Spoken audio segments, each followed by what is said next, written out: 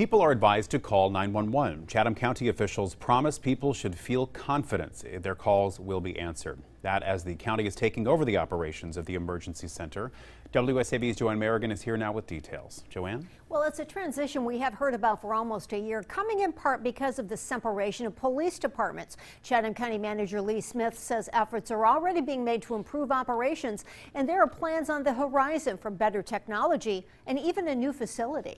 Your first line of defense is 911. Surrounded by members of a newly created executive advisory board, Chatham County Manager Lee Smith says they all know for you, communication is key. You've got to get word back so you can dispatch properly the situation at hand. The goal of this transition is to promote improvements in public safety. The first action was evaluation of the 911 system itself. The county has hired IXP Corporation to manage daily operations and make recommendations on personnel and services needed in the future. Smith knows that includes new technology. You know, everybody has one of these.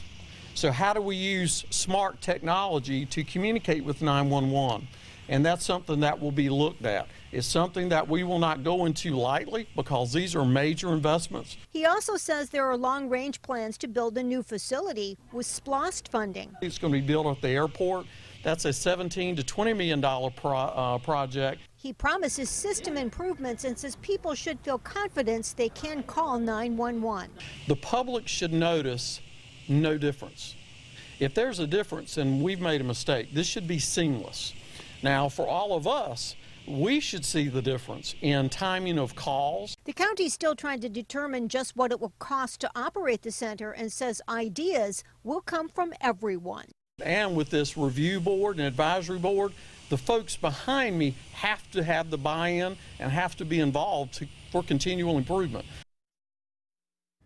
And Smith says any deficits incurred from operations may have to be made up in the county's general fund, although he does say they will be looking at ways to increase surcharges on phone companies, for example, as one way to increase funding. Joanne Merrigan, WSAV News 3.